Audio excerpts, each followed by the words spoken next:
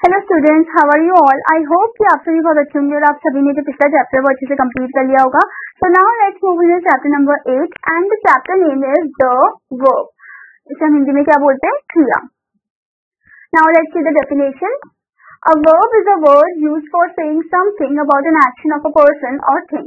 Verb वो word है जो कि एक्शन बता रहा है, एक पर्सन का, एक थिंग का, एक एनिमल का।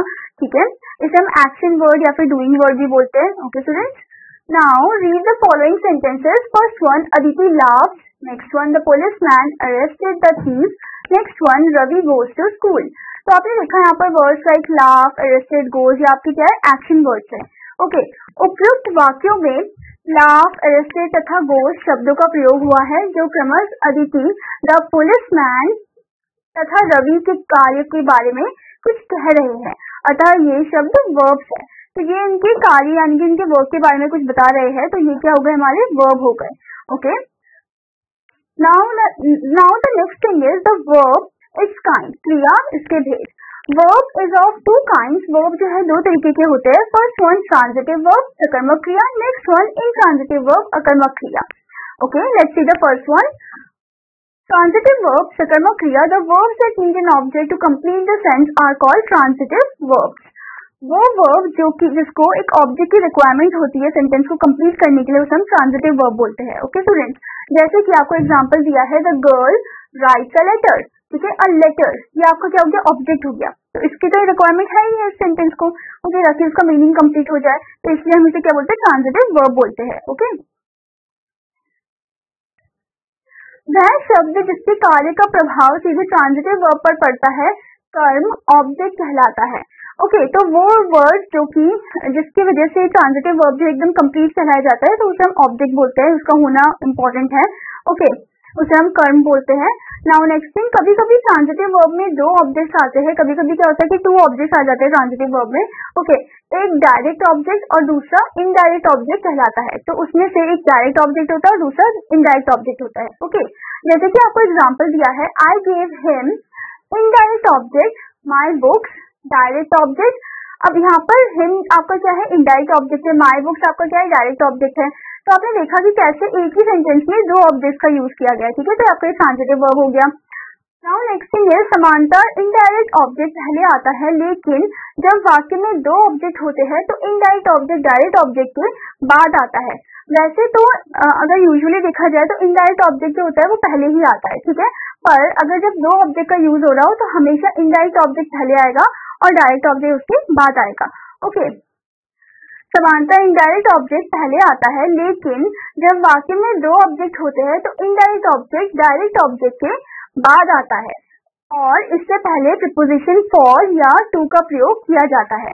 तो यहाँ पर हमें बताया है कि डायरेक्ट ऑब्जेक्ट जो है वो इनडायरेक्ट ऑब्जेक्ट के बाद आता है। ठीक है, यानी कि इनडायरेक्ट ऑब्जेक्ट पहले आएगा और डायरेक्ट ऑब्जेक्ट बाद में आएगा। और इसमें ये भी बोला है कि इससे पहले प्रीपोजिशन फॉर या फिर टू का प्रयोग किया जाता है, यानी कि यूज किया जाता है।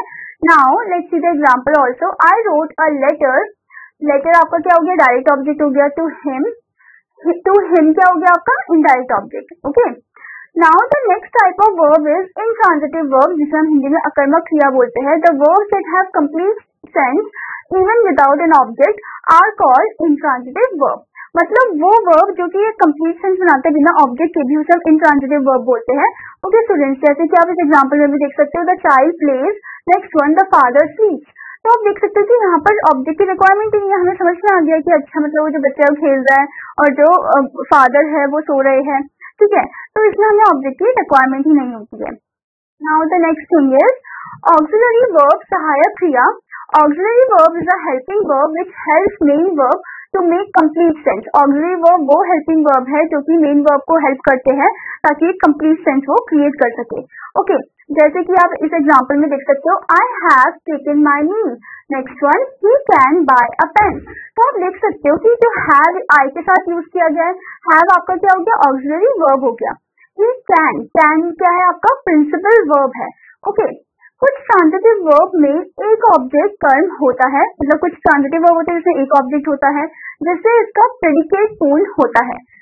ये transitive verb of complete prediction कहलाती है। तो इसे हम क्या बोलते हैं? Transitive verb of complete prediction बोलते हैं। ओके, तो यहाँ पर हमें बताया गया है कि कुछ ऐसे वर्ब होते हैं जिसमें एक ऑब्जेक्ट होता है, ठीक है, जिससे इसका प्रेडिकेट पूर्ण होता है, ठीक है, और इसे हम क्या बोलते हैं, transitive verb of complete prediction बोलते हैं। ओके स्टूडेंट्स, आप यहाँ पर इसका एग्जांपल देख सकते हो, दे प्ले क्रिकेट, ठीक है, तो यहाँ पर आपको वर्ब क्या दिख रही है, प्ले। ओके स्टूडेंट्स, लेकिन कुछ ट्रांजिटिव वर्ब्स ऑब्जेक्ट कर्म में जोड़ने के लिए कुछ शब्द लेती है जिससे उनका प्रेडिकेट पूरा हो सके, वे transitive verbs of incomplete predication कहलाती है, ठीक है। तो कुछ ऐसी होती है जिसमें क्या होता है कि कुछ ट्रांजिटिव वर्ब ऐसी होती है ऑब्जेक्ट में जोड़ने के लिए कुछ शब्द लेती है, यानी कि कुछ वो वर्ड्स लेती है, ठीक है, तो उनको हम क्या बोलते हैं, transitive verb of incomplete predication बोलते हैं। Okay, now here you can see the example, they appointed him their president, तो आप यहाँ पर देख सकते हो, appointed him their president. Next one, the जज sentence the prisoner to be hanged, sentenced the prisoner to be hanged. Okay, I hope student that you understood this chapter, और आपका होमवर्क है कि आपको ये एक्सरसाइज पार्ट को complete करना है। Now I will meet you in another class. Children, students, bye bye.